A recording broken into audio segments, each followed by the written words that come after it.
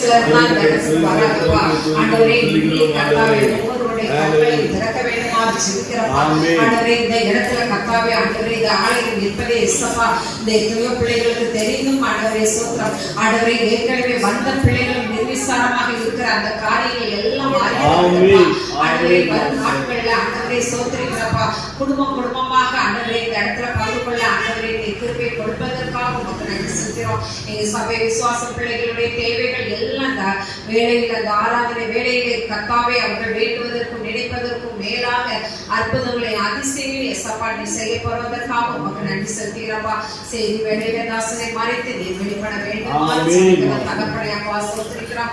நன்றி செலுத்துகிறோம் தகப்படை. உங்களுடைய மகிமை பிரசன்னத்தினால் ஒவ்வொருவரையும் மூட வேண்டுமாறு ஜெபிக்கிறோம். எங்களை தாழ்த்தி உடைய கரத்தில் ஒப்புக் கொடுக்கிறோம். இயேசுவின் நாமத்தில் ஜெபிக்கிறோம் நல்ல பிதாவே. ஆராதனை நாயகன் நீரே, ஆராதனை வேந்தனும் நீரே, ஆயுள் முடியும் வரை உண்மை துணிந்திடுவோம். இந்த பாடலின் கருத்துக்களை உணர்ந்து இருதயத்தின் ஆழத்தில் இருந்து ஆராதனைக்குரியவர், போற்றுதலுக்குரியவர், வானத்திலும் பூமியிலும் மேலான ஒரே ஒரு நாமம் இயேசுவின் நாமம் மாத்திரமே. அந்த ஆராதனை நாயகனை இருதயத்தின் ஆழத்தில் இருந்து பாடி தேவநாமத்தை மகிமைப்படுத்துவோம். ஆராதனை நாயகன் நீரே,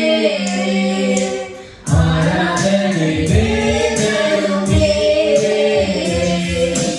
ஆராதனை நாயகன் நீரே, ஆராதனை வேந்தனும் நீரே, ஆயுள் முடியும் வரை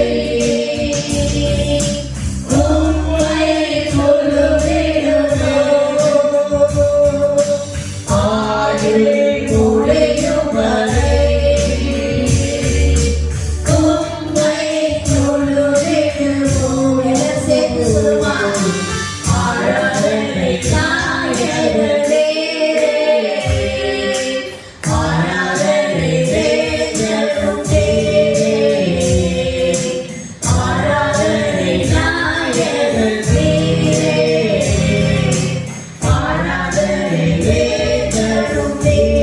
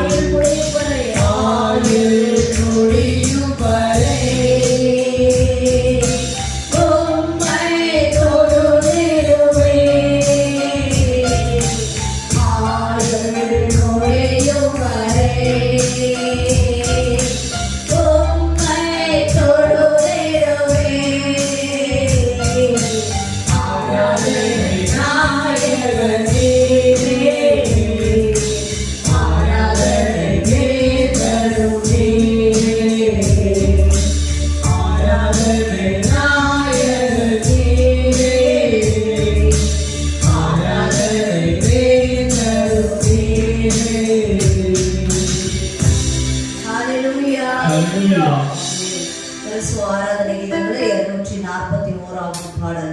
என் நம்பிக்கையே உமக்கு ஸ்தோத்திரம், என் புகலிடமே உமக்கு ஸ்தோத்திரம். உமைக்கான் நான் நம்பி இருக்கிறேன், அற்புதங்கள் செய்யுங்கப்பா. இந்த நாளில் ஏதோ ஒரு காரியத்தை தேவ சன்னிதானத்தில் எதிர்பார்த்து நீங்கள் வந்திருக்கலாம். அந்த அற்புதத்தை செய்ய அவர் வல்லமுள்ள தேவன். அவரையே நம்பி இருக்கிற உங்களை கர்த்தர் கிருபையினால வரங்களினால ஆண்டவர் நிரப்ப அவர் வல்லமுள்ள தேவனாய் இருக்கிறார். இந்த பாடலை விசுவாசத்தோடு அறிக்கையிட்டு பாடலின் கருத்தை உணர்ந்து உற்சாகத்தோடு கரங்களை கட்டி பாடி தேவநாமத்தை வைத்துக்கொள்வோம். என் நம்பிக்கையே உமக்கு ஸ்தோத்திரம், என் புகலிடமே உமக்கு ஸ்தோத்திரம். என் நம்பிக்கையே உமக்கு ஸ்தோத்திரம், என் புகலிடமே உமக்கு ஸ்தோத்திரம். உம்மைத்தான் நான் நம்பியிருக்கிறேன், அற்புதங்கள் எனக்கு செய்யுங்கப்பா.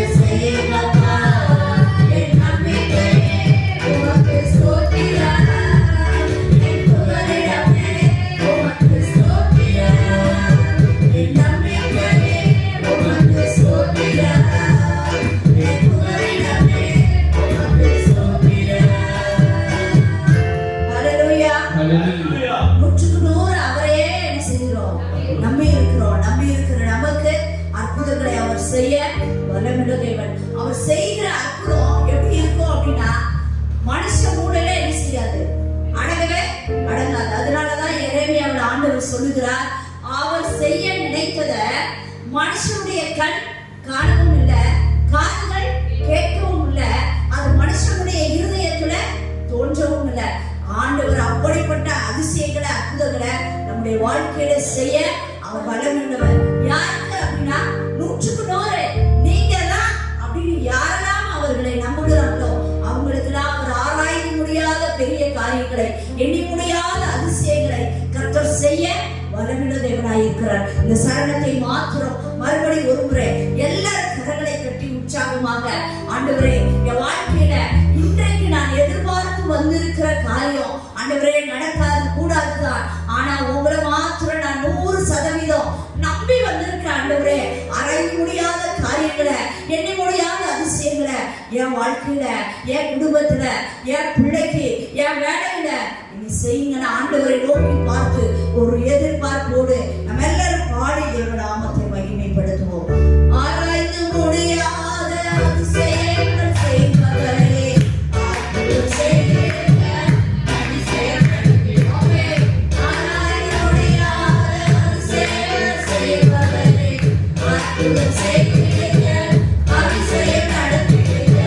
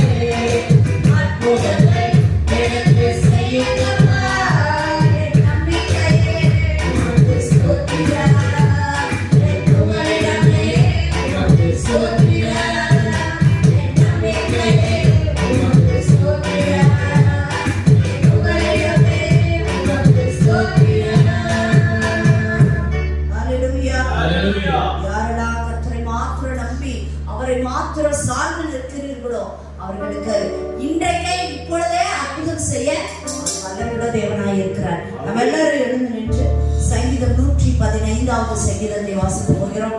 அருமையான திருநங்கையில இருந்து வந்திருக்கிற சர்வீஸ் முன்பாக வந்து 115வது சங்கீதத்தை வாசிப்பாக மாறி மாறி தேவநாமத்தை வாசித்து தேவநாமத்தை அவைகளுக்கு வாயிருந்தும் பேசாது, அவைகளுக்கு கண்கள் இருந்தும் காணாது, அவைகளுக்கு காதுகள் இருந்தும் கேளாது, அவைகளுக்கு மூக்கிருந்தும் வராது, அவைகளுக்கு கைகள் இருந்தும் தொடாது, அவைகளுக்கு கால்கள் இருந்தும் நடவாது, தங்கள் தொண்டையால் சத்தமிடவும் மாட்டாது. அவைகளை பண்ணுகிறவர்களும் அவைகளை நம்புகிறவர்களும் யாவரும் அவைகளை போலவே இருக்கிறார்கள். இஸ்ரவேலே, கர்த்தரை நம்பு, அவரே அவர்களுக்கு துணையும் அவர்களுக்கு கேடகமாய் இருக்கிறார். ஆரோன் குடும்பத்தாரே, கர்த்தரை நம்புங்கள், அவரே அவர்களுக்கு துணையும் அவர்களுக்கு கேடகமாய் இருக்கிறார். கர்த்தருக்கு பயப்படுகிறவர்களே, கர்த்தரை நம்புங்கள், அவரே அவர்களுக்கு துணையும் அவர்களுக்கு கேடகமாய் இருக்கிறார். கர்த்தர் நம்மை நினைத்திருக்கிறார், அவர் ஆசீர்வதிப்பார். இஸ்ரவேல் குடும்பத்தாரை ஆசீர்வதிப்பார், அவர் ஆரோன் குடும்பத்தாரை ஆசீர்வதிப்பார். கர்த்தருக்கு பயப்படுகிற பெரியோரையும் சிறியோரையும் ஆசீர்வதிப்பார். கர்த்தர் உங்களையும் உங்கள் பிள்ளைகளையும் வர்த்திக்க பண்ணுவார். வானத்தையும் பூமியையும் படைத்த கர்த்தராலே நீங்கள் ஆசீர்வதிக்கப்படுவார்கள். வானங்கள் கர்த்தருடையவை, பூமியையும் அனுபவத்திற்கு கொடுத்தார். மரித்தவர்களும் மௌனத்தில் இறங்குகிற அனைவரும் கர்த்தரை துதியார்கள். நாமோ இதுவரை என்றென்றைக்கும் கர்த்தரை ஸ்தோத்திரிப்போம். அல்லேலூயா.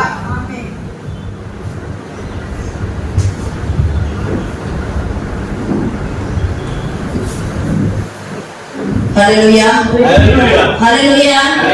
இந்த நாளிலும் ஆராதனைக்கு வந்தவர்களா யாவரையும் ஆண்டவராகிய இயேசு கிறிஸ்து நாமத்தினால வாழ்த்து வரவேற்கிறேன்.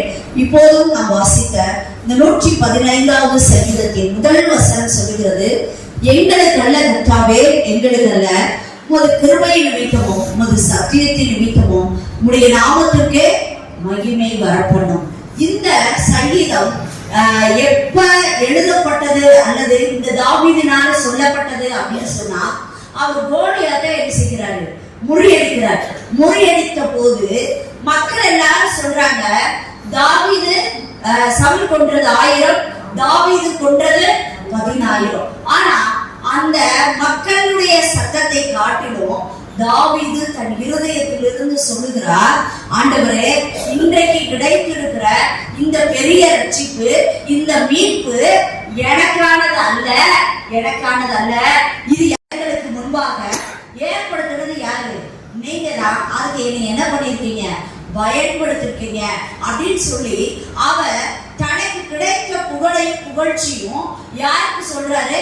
கர்த்தருக்கு சொல்லுகிறார். அடுத்த வசனத்தில் அவர் சொல்லுகிறார், அவர்களுடைய தேவன் இப்பொழுது எங்கே என்று புறஜாதிகள் சொல்வானே. அந்த கோலியாத் ஒவ்வொரு நாளும் இஸ்ரவேல் ஜனங்களுக்கு முன்பாக சொல்லுகிறார், உங்க தேவன் ராணுவத்தின் தேவன், படைகளின் தேவன், இப்படிதான் நீங்க சொன்னீங்கல்ல, அவர் எங்க, அவருடைய அதிசயங்களை எங்க அப்படின்னு சொல்லிட்டு கர்த்தருடைய நாமத்தை அவன் ஒவ்வொரு நாளும் என்ன செய்யறான்? தூசிக்கிறான். அந்த தாவீதுக்குள்ளாக கோலியாத்தை முறியடிக்கணும்ன்றது அவனுடைய நோக்கமே இல்ல. அவனுக்கு வேகமும் வெறியும் எதனால வந்துச்சு தெரியுமா? அந்த அதிகாரத்தை நீங்க வாசிக்கும் போது அவன் ஒவ்வொரு நாளும் தூசித்தது சவுல் ராஜாவை காட்டிலும் சவுல் ராஜாவின் தேவனா இருக்கிற இஸ்ரவேலின் ராணுவங்களின் தேவனை அவன் என்ன செய்யலாம்? அவமதிக்கிறான். அதனாலதான் அவன் சொல்லுகிறான், ஆண்டவரே, இன்றைக்கு இவ்வளவு பெரிய ரட்சிப்பை என் மூலம் நீங்க கட்டளையிட்டு இருக்கிறீங்க. இந்த மகிமை, இந்த மாட்சிமை, இந்த மேன்மை எல்லாமே எனக்கானதல்ல, உமக்கானது ஆண்டவரே. ஏன் நான் இதை செய்தேன்? ஏன் இதுல நான் வந்தேன் அப்படின்னு சொன்னா, புறஜாதியானவர்கள் உங்க தேவன் எங்கன்னு புறஜாதிகள் சொல்லக்கூடாது. அதுக்கு நான் என்ன பண்ண மாட்டேன்? இடம் கொடுக்கவே மாட்டேன். இன்றைக்கு ஆண்டவர் நம்மட்டையும் அப்படிப்பட்ட ஒரு பக்தி வைராக்கியத்தை ஆண்டவர் என்ன செய்கிறார்? எதிர்பார்க்கிறார். அது நம்ம வேலை பார்க்கிற இடமா இருக்கலாம், நம்ம குடியிருக்கிற இடமா இருக்கலாம், நண்பர்கள் வட்டாரமா இருக்கலாம், உறவினர்களா இருக்கலாம். எங்கனாலும் உங்க தேவன் எங்க? ஆமா, நீ சர்ச்சுக்கு போயிட்டே இருக்கீங்க, ஆண்டவரை ஆராய்ச்சிட்டே இருக்கீங்க, அப்படி இப்படி எங்க ஆண்டவர் அப்படின்னு சொல்றீங்க. ஆனா உன் வாழ்க்கையில இப்படி இருக்கு, இப்படின்னு புறஜாதிகள் சொல்லாதபடி நம்முடைய வாழ்க்கை ஒரு மாற்றம் உடையதாக, ஒரு ஆசீர்வாதம் உடையதாக, ஒரு மேன்மை உடையதாக என்ன செய்யணும்? இருக்கணும். அப்ப அதுக்கு கீழே ஒரு காரியத்தை பார்த்தீங்கன்னா 3வது வசனத்துல சொல்லுகிறார், நம்முடைய தேவன் பரலோகத்தில் இருக்கிறார், தமக்கு சித்தமான யாவையும் செய்கிறார். அப்ப கர்த்தர் பரலோகத்துல இருக்கிறார். சிங்காசனம் அவருக்கு எங்க இருக்கு? வானத்துல இருக்கு. அவருடைய பாதப்படி எங்க இருக்கு? பூமியில இருக்கு. ஆனா அப்படிப்பட்ட மகிமையான மேன்மையான தேவன் என்ன செய்யறாருன்னா, தம்முடைய பிள்ளைகளுடைய வாழ்க்கையில அவருக்கு சித்தமானதுதான் என்ன செய்கிறார். அப்ப கர்த்தர் தமக்கு சித்தமானதை தம்முடைய பிள்ளைகள் வாழ்க்கையில செய்கிறார் என்றால் அதன் மறுபக்கம் என்ன தெரியுமா? அவருடைய பிள்ளைகளாகிய நாமும் கர்த்தருக்கு சித்தமானதை மட்டும்தான் என்ன செய்யணும். அவங்க வாழ்க்கையில தான் கர்த்தர் புறஜாதிகள் உங்க தேவன் எங்கன்னு சொல்லாத அளவிற்கு கர்த்தர் நம்ம என்ன செய்வார்? வாழ வைப்பார். நம்முடைய வாழ்க்கை எப்படிப்பட்டதா இருக்கு? நம்ம யாருக்கு சித்தமானதை செய்து கொண்டு இருக்கிறோம்? ஒரு விஷயம் நாமே யோசித்து பார்ப்போம். நான் ஒருவேளை மனுஷரை பிரியப்படுத்தி, இல்லைன்னா மனுஷருக்கான காரியத்தை தேடி, இல்லைன்னா யாரையோ ஒரு காரியத்தை, இல்லைன்னா வேலைக்காக ஏதோ ஒன்றை சித்தப்படி அந்த சித்தத்தை நான் நிறைவேற்றிக் கொண்டு இருக்கிறேன்னா, கர்த்தர் தமக்கு சித்தமானதை தம்முடைய பிள்ளைகள் வாழ்க்கையில அவர் செய்வது போல அவருக்கு சித்தமானதை நான் செய்கிறேனா? இதனாலதான் தானியேல்ல ஒரு வசனம் இருக்கு, கர்த்தருக்கு சித்தமானவன் பாபிலோனிலும் அவருக்கு பிரியமானதை என்ன செய்வான். அவன் காரியத்தை கர்த்தர் என்ன செய்வாராம்? வாய்க்க பண்ணுவார். இன்றைக்கு நாமும் கூட இந்த உலகமாகிய பாபிலோன்ல நம்ம என்ன செய்கிறோம்? இருக்கிறோம். ஒருவேளை நம்ம பல சூழ்நிலைகளை நினைக்கிறது என்ன தெரியுமா? ஐயோ, என் குடும்பத்துல, என் ஊர்ல, என் சொந்தக்காரன் மத்தியில இப்படிலாம் நான் என்ன செய்ய முடியாது, ஆண்டவருக்காக வைராக்கியமா நிற்க முடியாது. அப்படி நீங்க ஆண்டவருக்காக நிற்க முடியாது அப்படின்ற ஒரு சூழ்நிலைக்கு ஒரு காரியம் உங்க எண்ணத்துல வந்துருச்சுன்னா, உங்களுக்காக கர்த்தரும் சில நேரத்துல என்ன செய்வாரு? யோசித்துதான் செயல்படுவார். இந்த இடத்துல நீங்க பாத்தீங்கன்னா, கர்த்தர் பரலோகத்துல இருக்கிறாரு. அவர் தமக்கு சித்தமானதை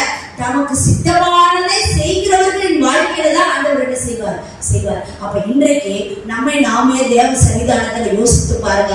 ஆண்டவரே, நான் மனுஷரை ஒருபோதும் ஒரு காலம் என்ன செய்யக்கூடாது, திருப்திப்படுத்தவே கூடாது. நான் பாபிலோன்ல தான் இருக்கேன், ஆனா உமக்கு சித்தமானதை நான் என்ன செய்யணும் ஆண்டவரே. அதுக்கு எனக்கு என்ன செய்யுங்க, விளட்டாங்கன்னு ஆண்டவர்கிட்ட கேளுங்க. அப்படி நீங்க செஞ்சீங்கன்னா கீழேனா அந்த விக்கிரகங்களுடைய காரியங்கள் நம்ம பல நேரத்துல என் தேவன் பெரியவர், விக்கிரகங்கள்லாம் அது கண்டிருந்து இல்ல, அது இல்ல, இது இல்லைன்னு மற்ற காரியங்களை சொல்லுகிறோம். ஆனா அதை 8வது வசனத்துல நீங்க வாசித்து பாருங்களேன். அவைகளை பண்ணுகிறவர்களும் அவைகளை நம்புகிற யாவரும் அவைகளை போலவே இருக்கிறார்கள். அப்ப விக்கிரகத்தை நம்புறவங்க விக்கிரகம் மாதிரி இருக்காங்க. இன்றைக்கு தேவ சன்னிதானத்தில் வந்திருக்கிறன்னா எதை நம்புகிறோம், யாரை நம்புகிறோம்? ஒரு விஷயம் யோசித்து பார்ப்போமா? பல சூழ்நிலைகள்ல நம்ம பணத்தை நம்புறோமா, இல்ல உறவினர்களை நம்புகிறோமா, ஏதோ ஒரு நபரை நம்புகிறோமா, இல்லைன்னா ஏதோ ஒரு காரியத்தை இது என்னை காப்பாற்றும், இது என்னை யோசிக்கும், இது என்னை வழிநடத்தும் அப்படின்னு நம்ம எதையோ ஒண்ணு நம்பி இருந்தோம்னா அது போலதான் நம்ம வாழ்க்கை என்ன செய்யும் இருக்கும். இதுல அப்படியே கீழே நீங்க வாசித்து பார்த்தீங்கன்னா 9வது வசனத்துல, இஸ்ரவேலே நீ யாரை நம்பு, கர்த்தரை நம்பு, அவரே அவர்களுக்கு துணையும் அவர்களுக்கு அடைக்கலமும் ஆனவர். இன்றைக்கு இந்த கல்யாண பத்திரிக்கை நிறைய பத்திரிகைகள் எல்லாம் பாருங்களேன், இந்துக்கள் என்ன செய்யறாங்க, அவர் துணை, இவர் துணை, அது துணை, இது துணை. ஆனா எதுவுமே என்னவா இருக்கிறது இல்ல, துணையா இருக்குது இல்ல. ஆனா இங்க கர்த்தர் தம்முடைய வசனத்தின் மூலம் இன்றைக்கு நமக்கு சொல்லுகிறார், நீ என்ன நம்புனேனா நான் உனக்கு என்னவா இருப்பேன், துணையா இருப்பேன். இந்த துணை இப்ப உலக வாழ்க்கையிலும் சரி, நமக்கு ஒரு மனவளனோ ஒரு மனவாட்டியோ குறிப்பிட்ட காலம் தான், குறிப்பிட்ட நேரங்கள்ல தான் என்ன பண்ண முடியும், துணையா நம்ம கூட வர முடியும், நம்முடைய காரியங்களை நிறைவேற்ற முடியும். ஆனா எல்லா சூழ்நிலைகளிலும் எல்லா நிலைகளிலும் நமக்கு துணையா இருக்கிற ஒரே ஒருத்தர் யார் மட்டும்தான், ஆண்டவர் மாத்திரம் தான். அவர் மாத்திரம் நீங்க என்ன செய்யுங்க, இன்றைக்கு நாம் பாடினது போல 1% இல்ல, 2% இல்ல, 100க்கு 100 அவரை நீங்க நம்புனீங்கன்னா அவர் 100% உங்களுக்கு துணையாக, உங்களுக்கு கேடகமாக அவர் என்ன செய்வாரு, இருப்பார். அடுத்த காரியத்துல அப்படி நீங்க வாசிச்சு பாத்தீங்கன்னா அவர் சொல்லுகிறார், இஸ்ரவேல் ஜனங்களுக்கு சொல்லுகிறார், ஆரோன் குடும்பத்தாருக்கு சொல்லுகிறார், அடுத்து கர்த்தருக்கு பயப்படுகிறவர்களுக்கு சொல்லுகிறார். நீங்க 3 பேருமே யாரை நம்புங்க, கர்த்தரை நம்புங்க. அவர் மட்டும்தான் நமக்கு துணை, அவர் மட்டும்தான் நமக்கு கேடகம். இந்த கேடகம் அப்படின்றது என்னன்னா, எதிரிகள் நம்மை தாக்காத வண்ணம், இல்லைன்னா சத்துருவின் காரியங்கள் நம்ம தாக்காதபடி எப்பவுமே அவர் நமக்கு என்னவா இருக்கிறாரா, கேடகமா இருக்கிறார். இந்த கேடகம் இருந்துச்சுன்னா அந்த கேடகத்தை தாண்டி நம்மை ஒருவரும் தொடவோ தீண்டவோ என்ன செய்யாது, முடியாது. அதனாலதான் வசனம் சொல்லுது, நம்மை தொடுகிறவங்க யாரோட கண்மணியை தொடுறாங்களா, ஆண்டவரோட. நம்ம கண்மணியை நம்மளே தொடுவோமா, என்ன செய்யுது, இவை அது மூடிடுது, பாதுகாக்குது. அதை காட்டிலும் உங்களை ஒருத்தர் தொடுறாங்கன்னா, கர்த்தரை நம்புகிற ஒருத்தரை ஒரு காரியம் அணுகுது அப்படின்னா அது யாரை டச் பண்றதா, கர்த்தரை. பாருங்க, ஆண்டவர் உங்களை எவ்வளவு பிரீசியஸா, எவ்வளவு விலை மதிப்பற்றவர்களா அவர் தன்னை நம்புகிறவர்களா அவர் மாற்றி வைத்திருக்கிறார் என்று. இன்றைக்கு நம்முடைய நம்பிக்கை ஆண்டவர் மேல எத்தனை % இருக்கு யோசித்து பாருங்க. 100க்கு 100% ஆண்டவரை நம்ம நம்பினோம்னா அவர் நமக்கு துணையாக, நமக்கு கேடகமாக கர்த்தர் இருக்க அவர் வல்லமுள்ள தேவனாய் இருக்கிறார்.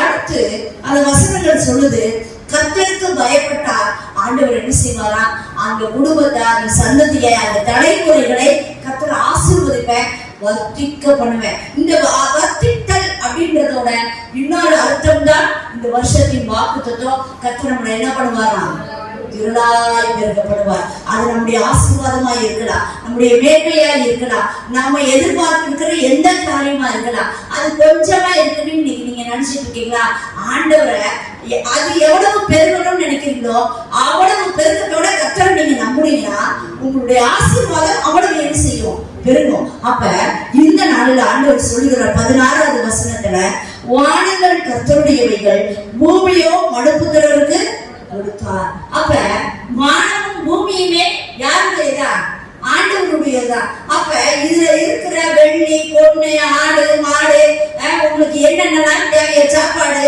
ட்ரெஸ், இந்த பூமியில எதெல்லாம் இருக்கோ இது எல்லாமே ஆண்டவர் உங்களுக்காக என்ன செய்திருக்கிறார், வச்சிருக்கிறாரு. இதெல்லாம் நம்ம அடுத்து என்ன பண்ண போறோம்? சுதந்திரிக்க போறோம்.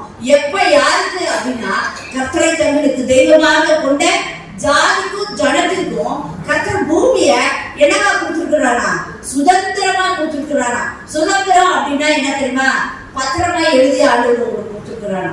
அப்ப அதை வேற யாரும் என்ன செய்ய முடியாது, எடுத்துக்கொள்ளவோ சுதந்திரிக்கவோ முடியாது. அப்ப யாருக்கு ஆண்டவர் அப்படிப்பட்ட ஆசீர்வாதங்களை தருவார்னா கர்த்தரை 100% நம்புகிறவர்களை. இன்றைக்கு ஆண்டவர்கிட்ட உங்களுடைய நம்பிக்கை எவ்வளவு % ஆண்டவர் மேல இருக்கு? எவ்வளவு கர்த்தரை நாம் நம்புகிறோம்? ஆண்டவருக்கான சித்தத்தை நம்ம பாபிலோனிலும் செய்கிறவர்களாய் இருக்கிறோமா? அத ஒரு விஷயம் நீங்க என்ன செய்யுங்க, யோசித்து பாருங்க.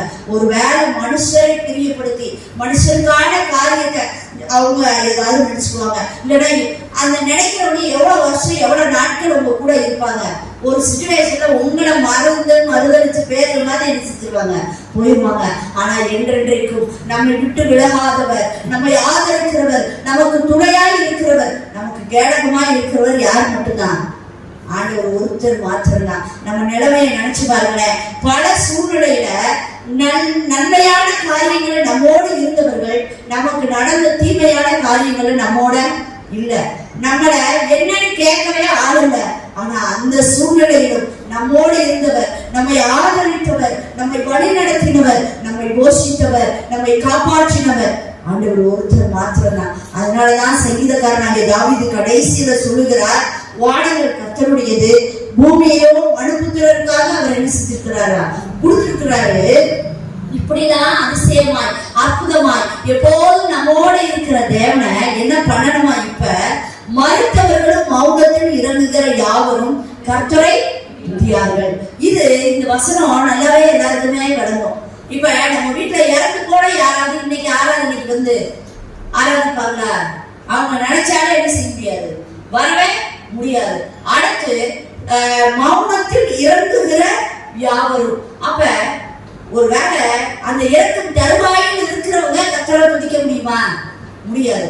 ஆனா கடைசி வசனம் சொல்லுது, நாமோ இது முதல் என்றைக்கும் கர்த்தரை ஸ்தோத்தரிப்போம். அப்ப இன்றைக்கு எனக்கு ஜீவன் இருக்கு, எனக்கு உயிர் இருக்கு, நான் நல்லா இருக்கேன் அப்படின்னு சொன்னா நம்ம என்ன பண்ணணுமா? கர்த்தரை துதிக்கணும், ஸ்தோத்தரிக்கணும். இன்னைக்கு நம்ம வந்து ஆராதிக்கல, துதிக்கல, ஸ்தோத்தரிக்கல அப்படின்னா நம்முடைய நிலைமையே எப்படி இருக்கு? மறைக்கிற நிலையில இருக்கு. ஒருவேளை நம்ம நினைச்சிட்டு இருக்கோம் நான் சரீரத்துல நல்ல சுகத்தோட பலத்தோட இருக்கு. ஒருவேளை ஆத்மாவில் நீங்கள் மறித்து இருந்தீர்கள், ஆனால் உங்களாலேயே என்ன செய்ய முடியாது, துதிக்கவோ ஸ்தோத்தரிக்கவோ முடியாது. அதுல ஜீவன் இருந்தாதான், உயிர் இருந்தாதான் என்ன செய்ய முடியும்? துதிக்க ஸ்தோத்தரிக்க முடியும். இன்றைக்கு ஆண்டவர்கிட்ட, ஆண்டவரே என்ன நீங்க ஆத்மாவிலும் சரீரத்திலும் ஜீவனோட சுகத்தோட பலத்தோட என்ன செஞ்சிருக்கீங்க, வைத்திருக்கிறீங்க. அதனால நான் உங்களை என்ன செய்வேன்? துதிப்பேன், ஸ்தோத்தரிப்பேன். இன்றைக்கு ஜீவனோட இருக்கிறவரை ஜீவன் உள்ளவர்களை போல என்ன செய்யணும்?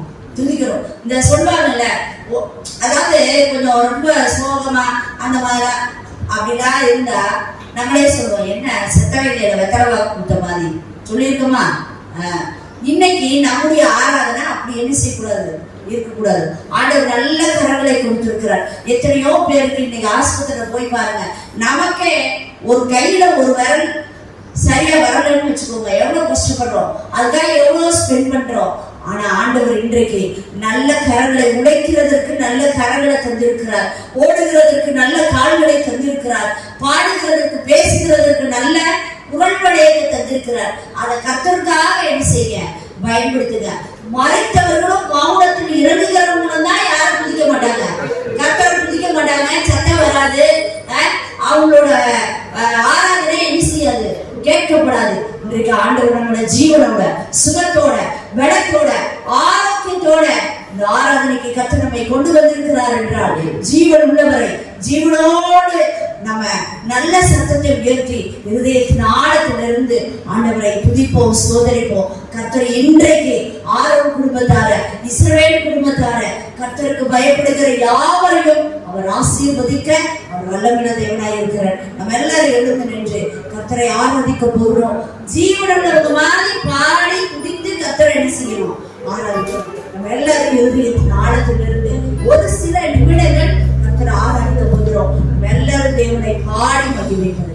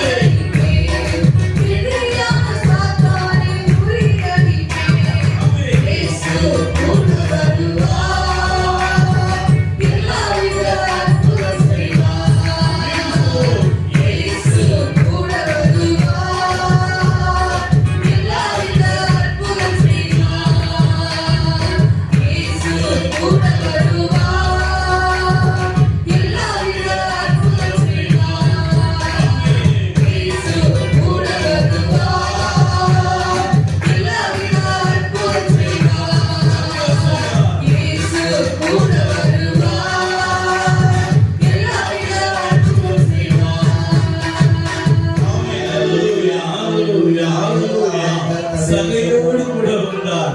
அந்த வீட்டுக்கு ரட்சிப்பு வந்தது. மரித்த லாசரோடு கூட இருந்தார். மரித்தவர் உயிர்த்தார். மார்த்தாள் மரியாளும் ஹல்லேலூயா கூட இருந்தபோது இயேசு கூட இருந்தார். அங்கே லாசரு உயிர் பெற்று இருந்தார் அல்லவா? இயேசு அற்புதம் செய்ய வல்லவர். இந்த ஹல்லேலூயா இந்த ஜனவரி மாதத்திலும் ஹல்லேலூயா ஹல்லேலூயா ஹல்லேலூயா நமக்கு தேவன் அற்புதமாகவே வந்துள்ளார். ஹல்லேலூயா ஒரு சில பேராக இருந்தாலும் கர்த்தர் நல்லவர். ஹல்லேலூயா அவர் நமக்கு அற்புதம் செய்ய வல்லவர். ஹல்லேலூயா ஹல்லேலூயா thank you Lord thank you Lord thank you Lord ஹல்லேலூயா ஹல்லேலூயா ஹல்லேலூயா உம்மை உயர்த்தி உயர்த்தி என் உள்ளம் மகிழுதையா உம்மை நோக்கி பார்த்து சொல்லுமா இதயம் துள்ளுதையா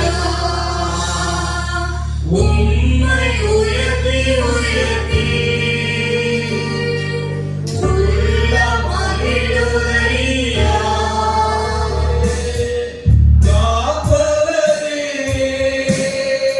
நன்றி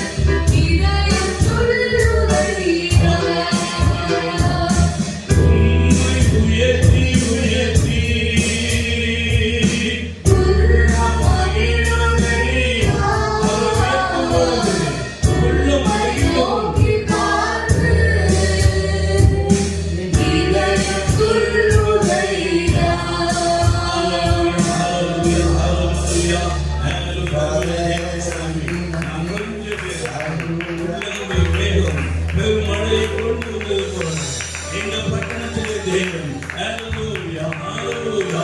நம்மை ஹalleluya உயர்த்த சுத்தம் உள்ளவர். ஹalleluya. துதிங்க துதிங்க. என் ஜனம் ஒருபோதும் வெட்கப்பட்டு போவதில்லை என்று சொன்னவர். ஹalleluya. Thank you Lord. Thank you Lord. Thank you. துதிங்க உங்க நாமத்தில் துதிங்க. உங்க சத்தம் தேவனுக்கு. ஹalleluya. கம்பீரமாய் பாடுங்க. கம்பீர சத்தத்தோடு ஹalleluya. ஆனந்த சத்தத்தோடு அவர் துதிங்க துதிங்க துதிங்க. நல்லவரே துதிங்க. ஹalleluya.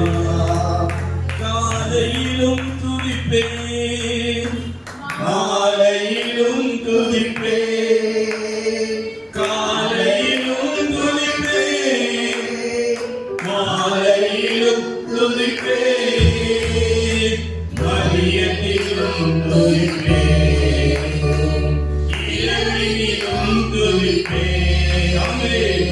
மதியத்திலும் துதிப்பேன், இரவிலும் துதிப்பேன். நன்றி நன்றி என்று நன்றி நன்றி என்று நான் முழுதும் துதிப்பேன்.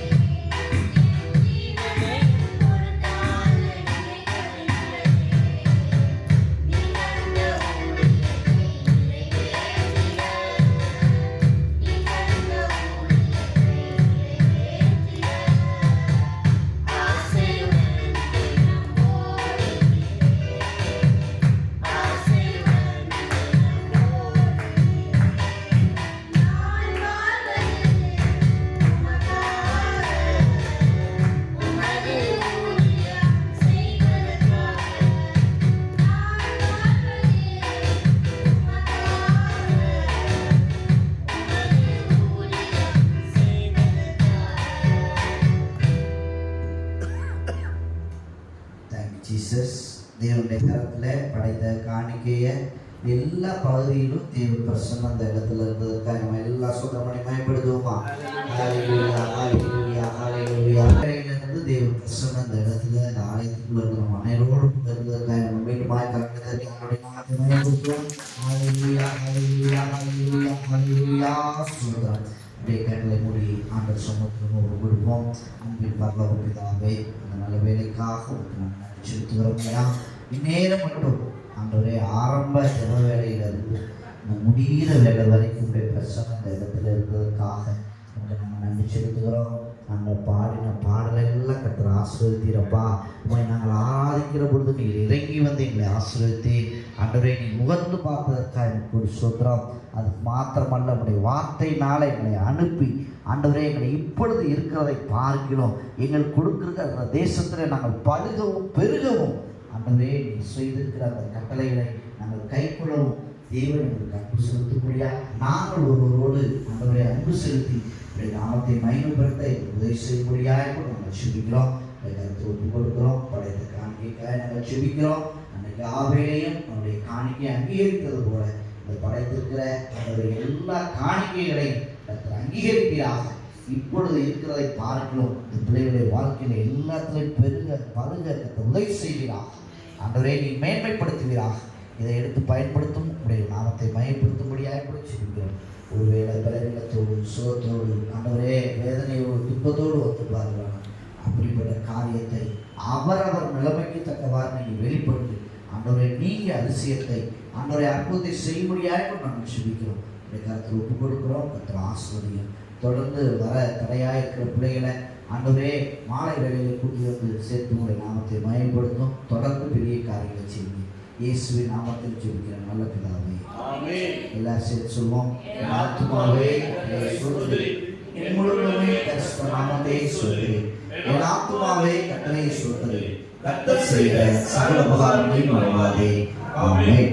நம்முடைய கர்த்தராகிய இயேசு கிறிஸ்துவின் கிருபையும் பிதாவுடைய அன்பும் பரிசுத்தருடைய ஐக்கியமும் இன்றும் என்றும் சதா காலமும் இந்த ஆலயத்துக்குள்ள மனையரோடு நன்றிக்கு இருப்பதா